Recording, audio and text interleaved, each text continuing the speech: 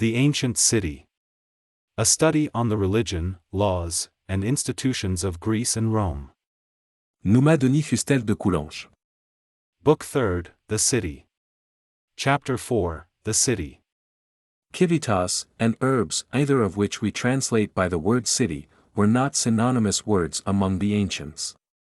Civitas was the religious and political association of families and tribes, herbs was the place of assembly, the dwelling place, and, above all, the sanctuary of this association.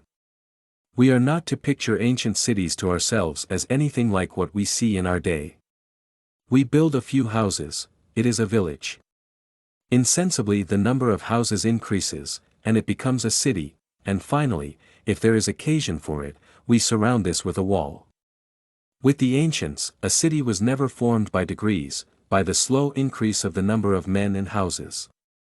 They founded a city at once, all entire in a day, but the elements of the city needed to be first ready, and this was the most difficult, and ordinarily the largest work. As soon as the families, the phratries, and the tribes had agreed to unite and have the same worship, they immediately founded the city as a sanctuary for this common worship, and thus the foundation of a city was always a religious act. As a first example, we will take Rome itself, notwithstanding the doubt that is attached to its early history. It has often been said that Romulus was chief of a band of adventurers, and that he formed a people by calling around him vagabonds and robbers, and that all these men, collected without distinction, built at hazard a few huts to shelter their booty, but ancient writers present the facts in quite another shape, and it seems to us that if we desire to understand antiquity, our first rule should be to support ourselves upon the evidence that comes from the ancients. Those writers do, indeed, mention an asylum, that is to say, a sacred enclosure, where Romulus admitted all who presented themselves, and in this he followed the example which many founders of cities had afforded him. But this asylum was not the city, it was not even open till after the city had been founded and completely built.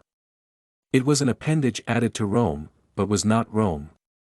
It did not even form a part of the city of Romulus, for it was situated at the foot of the Capitoline Hill, whilst the city occupied the Palatine. It is of the first importance to distinguish the double element of the Roman population. In the asylum are adventurers without land or religion, on the Palatine are men from Alba, that is to say, men already organized into a society, distributed into gentes and curies, having a domestic worship and laws. The asylum is merely a hamlet or suburb, where the huts are built at hazard, and without rule. On the Palatine rises a city, religious and holy. As to the manner in which this city was founded, antiquity abounds in information. We find it in Dionysius of Halicarnassus, who collected it from authors older than his time. We find it in Plutarch, in the Fausti of Ovid, in Tacitus, in Cato the Elder, who had consulted the ancient annals, and in two other writers who ought above all to inspire us with great confidence, the learned Varro and the learned Varius Flaccus, whom Festus has preserved in part for us, both men deeply versed in Roman antiquities, lovers of truth, in no wise credulous, and well acquainted with the rules of historical criticism. All these writers have transmitted to us the tradition of the religious ceremony which marked the foundation of Rome, and we are not prepared to reject so great a number of witnesses. It is not a rare thing for the ancients to relate facts that surprise us, but is this a reason why we should pronounce them fables? Above all, if these facts, though not in accord with modern ideas, agree perfectly with those of the ancients. We have seen in their private life a religion which regulated all their acts. Later, we saw that this religion established them in communities. Why does it astonish us, after this, that the foundation of a city was a sacred act, and that Romulus himself was obliged to perform rites which were observed everywhere? The first care of the founder was to choose the site for the new city.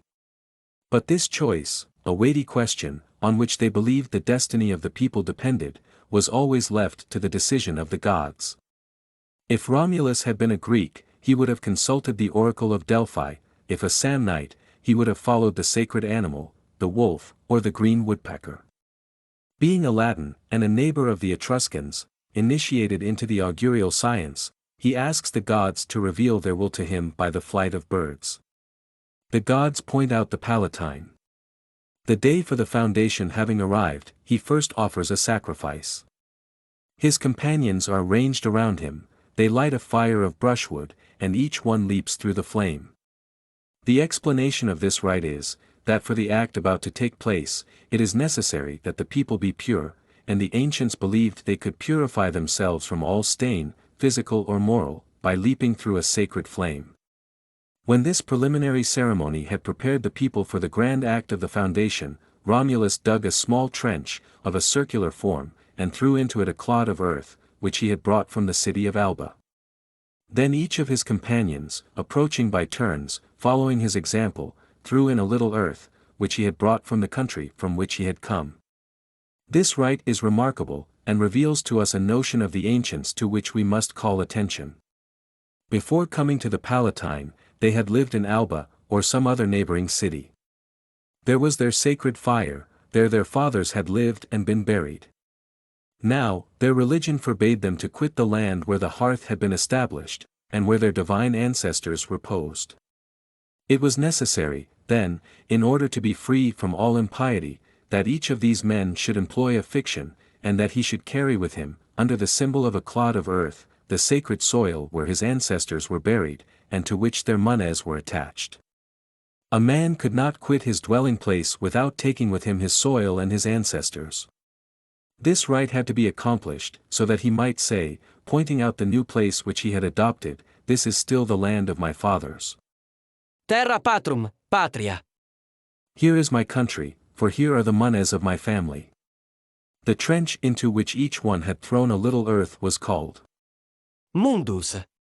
Now, this word designated in the ancient language, the region of the manes.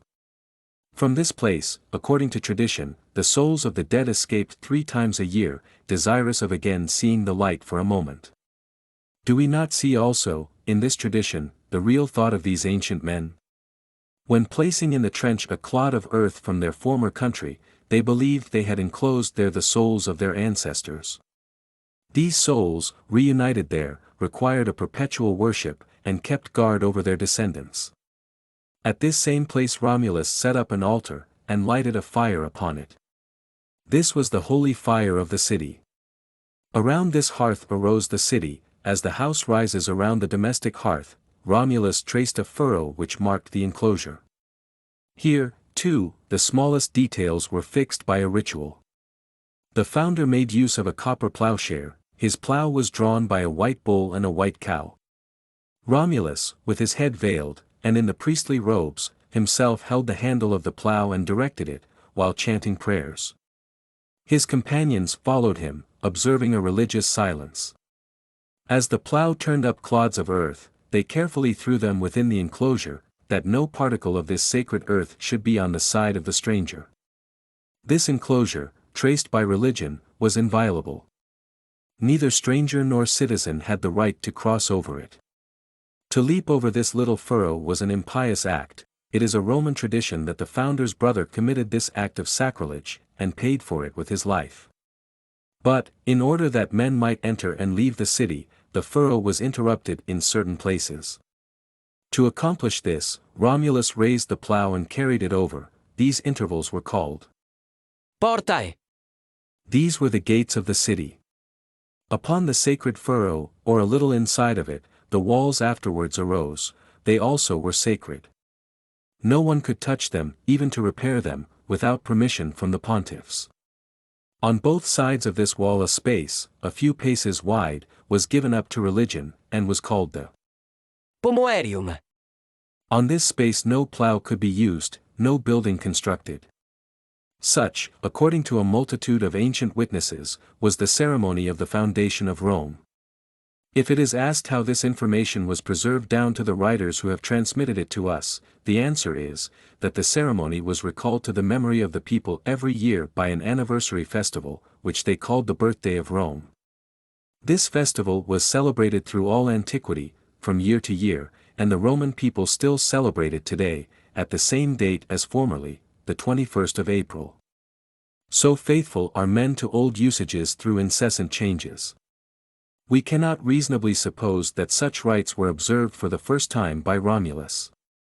It is certain, on the contrary, that many cities, before Rome, had been founded in the same manner. According to Varro, these rites were common to Latium and to Etruria. Cato the Elder, who, in order to write his Origenes, had consulted the annals of all the Italian nations, informs us that analogous rites were practiced by all founders of cities. The Etruscans possessed liturgical books in which were recorded the complete ritual of these ceremonies. The Greeks, like the Italians, believed that the site of a city should be chosen and revealed by the divinity. So, when they wished to found one, they consulted the oracle at Delphi. Herodotus records, as an act of impiety or madness, that the Spartan Dorius dared to build a city without consulting the oracle, and without observing any of the customary usages. And the pious historian is not surprised that a city thus constructed in despite of the rules lasted only 3 years. Thucydides, recalling the day when Sparta was founded, mentions the pious chants, and the sacrifices of that day. The same historian tells us that the Athenians had a particular ritual, and that they never founded a colony without conforming to it. We may see in a comedy of Aristophanes a sufficiently exact picture of the ceremony practiced in such cases. When the poet represented the amusing foundation of the city of the birds, he certainly had in mind the customs which were observed in the foundation of the cities of men. Now he puts upon the scene a priest who lighted a fire while invoking the gods, a poet who sang hymns, and a divine who recited oracles.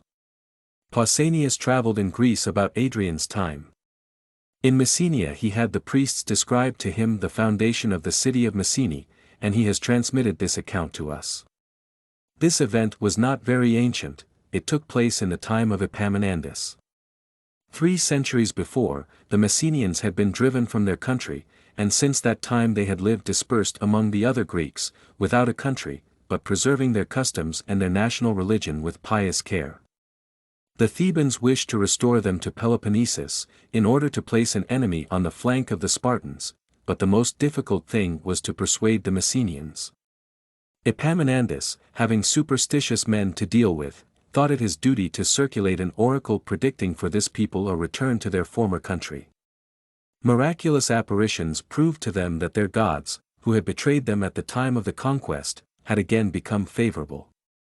This timid people then decided to return to the Peloponnesus in the train of a Theban army. But the question was, where a city should be built, for it would not do to think of reoccupying the old cities of the country, they had been soiled by the conquest. To choose the place where they should establish themselves, they could not have recourse to the Delphian oracle, for at this time the Pythia was favorable to the Spartans. Fortunately, the gods had other methods of revealing their will. A Messenian priest had a dream, in which one of the gods of his nation appeared and directed him to take his station on Mount Ithome, and invite the people to follow him there. The site of the new city was thus indicated, but it was still necessary to know the rites to be performed at the foundation, for the Messenians had forgotten them. They could not adopt those of the Thebans, or of any other people, and so they did not know how to build the city. A dream, however, came very opportunely to another Messenian. The gods commanded him to ascend Mount Ithome, and find a yew tree that stood near a myrtle, and to dig into the earth in that place. He obeyed, and discovered an urn, and in this urn were leaves of tin, on which was found engraved the complete ritual of the sacred ceremony. The priests immediately copied it, and inscribed it in their books. They did not doubt that the urn had been deposited there by an ancient king of the Messenians, before the conquest of the country. As soon as they were in possession of the ritual, the foundation commenced. First, the priests offered a sacrifice. They invoked the ancient gods of the Messenians, the Dioscuri, the Jupiter of Ithome, and the ancient heroes, ancestors known and venerated. All these protectors of the country had apparently quitted it, according to the belief of the ancients, on the day when the enemy became masters of it. They were entreated to return. Formulas were pronounced, which, it was believed, would determine them to inhabit the new city in common with the citizens. This was the great object. To fix the residence of the gods with themselves was what these men had the most at heart, and we may be sure that the religious ceremony had no other aim. Just as the companions of Romulus dug a trench and thought to bury the mones of their ancestors there, so the contemporaries of Epaminondas called to themselves their heroes, their divine ancestors, and the gods of their country. They thought that by rites and formulas they could attach these sacred beings to the soil which they themselves were going to occupy, and could shut them up within the enclosure which themselves were about to trace, and they said to them, Come with us, O divine kings, and dwell with us in this city. The first day was occupied with these sacrifices and these prayers. The next day the boundaries were traced, whilst the people sang religious hymns. We are surprised, at first, when we see in the ancient authors that there was no city, however ancient it might be, which did not pretend to know the name of its founder and the date of its foundation. This is because a city could not lose the recollection of the sacred ceremony which had marked its birth. For every year it celebrated the anniversary of this birthday with a sacrifice. Athens, as well as Rome, celebrated its birthday. It often happened that colonists or conquerors established themselves in a city already built. They had not to build houses, for nothing opposed their occupying those of the vanquished, but they had to perform the ceremony of foundation, that is, to establish their sacred fires, and to fix their national gods in their new home. This explains the statements of Thucydides and Herodotus that the Dorians founded Lacedaemon, and the Ionians Miletus, though these two tribes found Lacedaemon and Miletus built and already very ancient. These usages show clearly what a city was in the opinion of the ancients. Surrounded by a sacred enclosure, and extending around an altar, it was the religious abode of gods and citizens. Livy said of Rome, There is not a place in this city which is not impregnated with religion, and which is not occupied by some divinity. The gods inhabit it. What Livy said of Rome any man might say of his own city, for if it had been founded according to the rites, it had received within its walls protecting gods who were, as we may say, implanted in its soil, and could never quit it. Every city was a sanctuary, every city might be called holy. As the gods were attached to a city forever, so the people could never again abandon a place where their gods were established. In this respect there was a reciprocal engagement, a sort of contract between gods and men. At one time the tribunes of the people proposed, as Rome, devastated by the Gauls, was no longer anything but a heap of ruins, and as, 5 leagues distant, there was a city all built, large, beautiful, well situated, and without inhabitants, since the Romans had conquered it, that the people should abandon the ruins of Rome, and remove to Veii. But the pious Camillus replied, Our city was religiously founded, the gods themselves pointed out the place, and took up their abode here with our fathers. Ruined as it is, it still remains the dwelling of our national gods. And the Romans remained at Rome. Something sacred and divine was naturally associated with these cities which the gods had founded, and which they continued to fill with their presence. We know that Roman traditions promised that Rome should be eternal. Every city had similar traditions. The ancients built all their cities to be eternal.